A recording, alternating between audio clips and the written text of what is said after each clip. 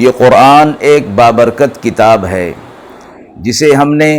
آپ صلی اللہ علیہ وسلم پر نازل کیا تاکہ لوگ اس پہ غور اور فکر کریں اور تاکہ اہل فہم اس سے نصیحت حاصل کریں۔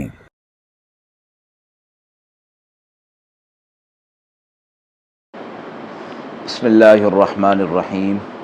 السلام علیکم ورحمۃ اللہ وبرکاتہ۔ ناظرین کرام، درس قرآن مجید کے آج کے اس پروگرام میں ہم سورۃ الرعد کی آیت نمبر 5 تا 8 کا ترجمہ اور تفسیر پیش کر رہے ہیں اور آخر میں پوچھے گئے سوال کا جواب ہوگا۔ اعوذ باللہ من الشیطان الرجیم، بسم اللہ الرحمن الرحیم۔ وَإِن تَعْجَبْ فَعَجَبٌ قَوْلُهُمْ أَإِذَا كُنَّا تُرَابًا أَإِنَّا لَفِي خَلْقٍ جَدِيدٍ أُولَئِكَ الَّذِينَ كَفَرُوا بِرَبِّهِمْ وَأُولَئِكَ الْأَغْلَالُ فِي أَعْنَاقِهِمْ وَأُولَئِكَ أَصْحَابُ النَّارِ هُمْ فِيهَا خَالِدُونَ وَيَسْتَعْجِلُونَكَ بِالسَّيِّئَةِ قَبْلَ الْحَسَنَةِ وَقَدْ خَلَتْ مِن قَبْلِهِمُ الْمَثُلَاتُ وَإِنَّ رَبَّكَ لَذُو مَغْفِرَةٍ لِلنَّاسِ عَلَى ظُلْمِهِمْ وَإِنَّ رَبَّكَ لَشَدِيدُ الْعِقَابِ وَيَقُولُ الَّذِينَ كَفَرُوا لَوْلَا أُنزِلَ عَلَيْهِ آيَةٌ مِّن رَّبِّهِ إِنَّمَا أَنتَ مُنذِرٌ وَلِكُلِّ قَوْمٍ هَادٍ اللہ یعلم ما تحمل كل انثى وما تغیض الارحام وما تزداد وكل شيء عنده بمقدار۔ آیات مبارکہ کا ترجمہ ملاحظہ فرمائیں۔ اور اگر آپ کو تعجب ہو تو واقعی ان کا قول تعجب کے لائق ہے کہ کیا جب ہم مٹی ہو جائیں گے تو نئے سرے سے پیدا کیے جائیں گے۔ یہی ہیں جو اللہ کے منکر ہیں اور یہی ہیں کہ طوق ان کے گردنوں میں ہیں اور وہی ہیں کہ دوزخ والے ہیں اور اس میں وہ ہمیشہ رہیں گے، اور جلد مانگتے ہیں آپ سے برائی کو بھلائی سے پہلے، اور گزر چکے ہیں ان پر بہت سے پہلے عذاب، اور آپ کا رب معاف بھی کرتا ہے لوگوں کو باوجود ان کے ظلم کے، اور آپ کے رب کا عذاب بھی سخت ہے۔ اور کہتے ہیں کافر کہ کیوں نہ نازل ہوئی آپ پر کوئی نشانی آپ کے رب کی طرف سے، آپ کا کام تو ڈرا دینا ہے اور ہر قوم کے لیے ایک راہ بتانے والا ہے۔ اللہ جانتا ہے جو پیٹ میں رکھتی ہے ہر مادہ اور جو سکڑتے ہیں پیٹ اور بڑھتے ہیں، اور ہر چیز کا اس کے یہاں ایک اندازہ مقرر ہے۔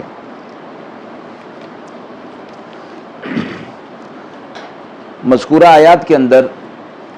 کفار کے شبہات کا جواب دیا گیا۔ ان کا شبہ یہ تھا کہ ہم قیامت کے دن دوبارہ زندہ کیے جائیں گے، اور حساب کتاب کو خلاف عقل سمجھتے تھے، اس لیے آخرت کی خبر دینے والے انبیاء علیہ الصلوۃ والسلام اور ان کی نبوت کا انکار کر دیا کرتے تھے۔ ان کے اس شبے کا جواب اس میں دیا گیا، اور آپ صلی اللہ علیہ وسلم کو مخاطب کرتے ہوئے کہ آپ کو ان کے انکار پر، قیامت کے انکار پر اور دوبارہ زندہ ہونے کے انکار پر تعجب ہوتا ہے، تو واقعی یہ قول ان کا تعجب کے لائق ہے کہ یہ کام تو بس ہونے والا ہے اور اللہ رب العزت نے اس کو مقرر کر دیا ہے، لیکن یہ لوگ کہتے ہیں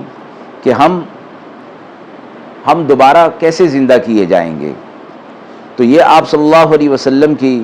نبوت کی نشانی بھی ہے، اور نبوت کا بھی انکار کر رہے ہیں، کیونکہ آپ صلی اللہ علیہ وسلم نے اللہ کی طرف سے آخرت اور قیامت کی واضح نشانیاں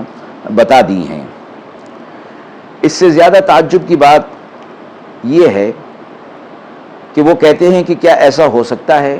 کہ ہم مر کر مٹی ہو جائیں اور ہمیں دوبارہ پیدا کیا جائے؟ قرآن نے ان کی اس بات کو تعجب اس وجہ سے فرمایا کہ اللہ تعالیٰ کی قدرت کاملہ کے عجیب عجیب مظاہرے جو ان کے سامنے مشاہدے میں آتے رہتے ہیں،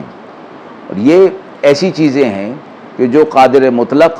یعنی اللہ رب العزت جب ان چیزوں کو پہلی بار پیدا کر سکتا ہے تو اس کے لیے دوبارہ پیدا کرنا کیا مشکل ہے۔ تو اس لیے ان کا تعجب کرنا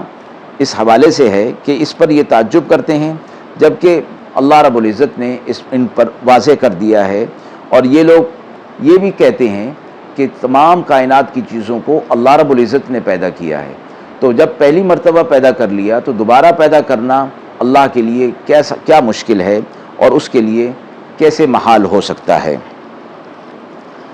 خلاصے کے طور پر اس آیت کے اندر یہ فرما دیا گیا کہ کائنات میں کھلی ہوئی نشانیاں اور دلائل دیکھنے کے باوجود ان کا نبوت سے انکار کرنا اور قیامت سے انکار کرنا یہ تعجب کی بات ہے۔ اس کے بعد ان کی سزاؤں کا ذکر کر دیا گیا کہ یہ صرف آپ ہی کا انکار نہیں کرتے رہے ہیں بلکہ اپنے رب کا بھی اور اس سے پہلے انبیاء علیہ الصلوۃ والسلام کا بھی انکار کرتے رہے۔ ان کے گلوں کے اندر طوق ہوگا اور یہ لوگ ہمیشہ ہمیشہ کے لیے دوزخ میں رہیں گے۔ دوسرا شبہ منکرین کا یہ تھا کہ اگر فی الواقع آپ نبی اور رسول ہیں اللہ کے، تو نبی کی مخالفت پر جو عذاب اور وعید آپ سناتے ہیں وہ عذاب اور وہی وعید کیوں نہیں جاتی، وہ عذاب ہم پر واقع کیوں نہیں ہو جاتا؟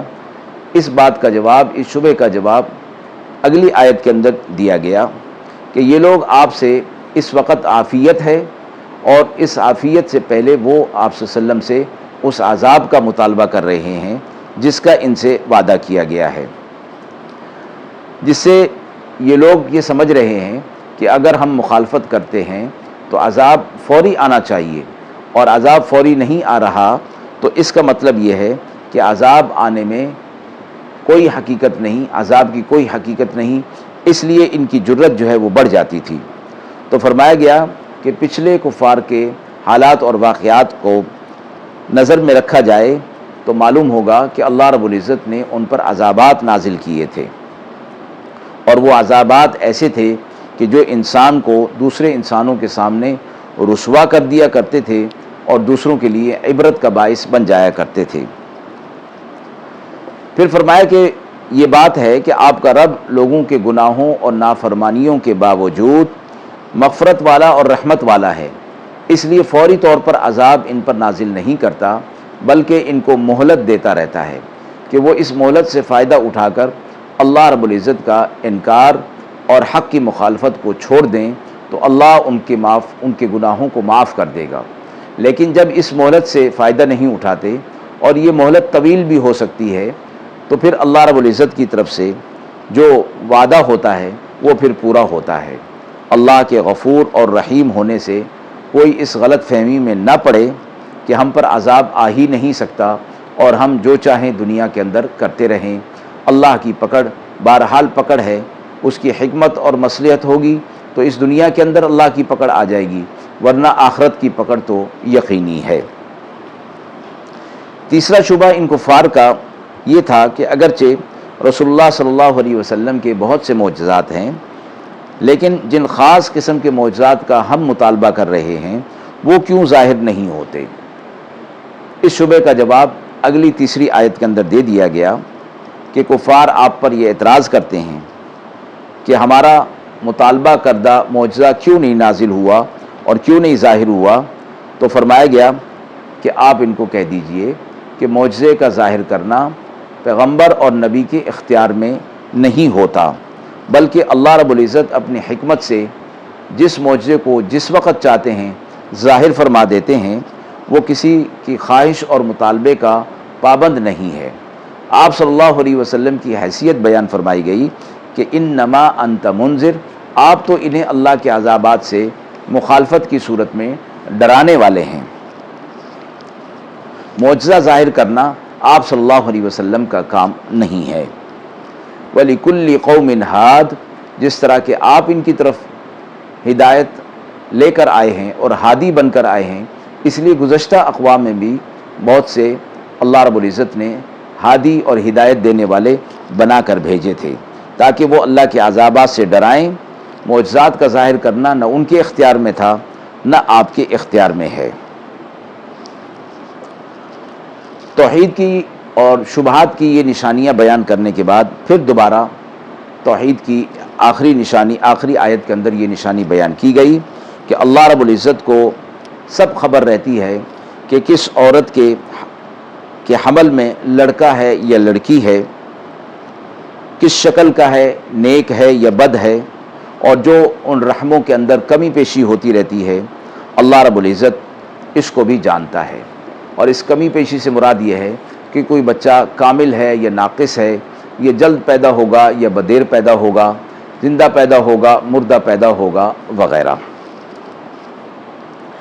اس کے ساتھ یہ بھی فرما دیا گیا کہ اللہ رب العزت کے ہاں ہر چیز کی ایک مقدار اور پیمانہ مقرر ہے، اس کے مطابق ہی سارے معاملات کائنات کے اللہ رب العزت کے حکم اور حکمت کے مطابق ہوتے رہتے ہیں۔ اللہ تبارک و تعالیٰ کا یہ بے مثال علم اس کی توحید کی واضح دلیل بن جاتا ہے۔ آیات کے حوالے سے یہ سوال پوچھا گیا ہے، کیا ہر ملک اور قوم کے لیے نبی کا آنا ضروری ہے؟ آیت مبارکہ میں جو فرمایا گیا کہ وَلِكُلِّ قَوْمٍ ہاد، اور ہر قوم کے لیے ایک ہادی ہے، اس سے یہ معلوم ہوا کہ کوئی قوم اور کوئی خطہ ملک اللہ تعالیٰ کی طرف سے دعوت دینے اور ہدایت کرنے والوں سے خالی نہیں ہوتا، خواہ وہ کوئی نبی براہ راست ہو یا اس کے قائم مقام نبی کی دعوت کو پھیلانے والے ان کے صحابہ ہوں، یا صحابہ کے واسطے سے دین حق دوسروں تک پہنچا ہو۔ تو فرمایا گیا کہ اللہ رب العزت نے ہر دور کے اندر وَلِكُلِّ أُمَّةٍ الرَّسُولِ، یہ بھی بتایا گیا کہ ہر امت کی طرف، ہر قوم کی طرف ایک رسول بھیجا گیا ہے، اور وہ ضروری نہیں کہ وہ رسول براہ راست خود ہو، اور اس کی تعلیمات اس کے نائبین کے ذریعے سے بھی پہنچ سکتی ہیں۔ تو اس میں بھی یہی مراد ہوگی کہ گویا اس کی جب تعلیمات وہاں تک پہنچ گئیں تو گویا اس کی ہدایت اور وہ اس کا ہادی ہونا اس کے واسطے سے اور اس کے نائبین کے واسطے سے وہاں تک پہنچ گیا، تو پھر یہ چیز ہو گئی کہ ہر قوم کے لیے ایک ہادی ہے، یعنی ہادی کی ہدایت اور اس کی تعلیمات ان تک پہنچا دی گئی ہیں۔ وآخر دعوانا ان الحمد للہ رب العالمین۔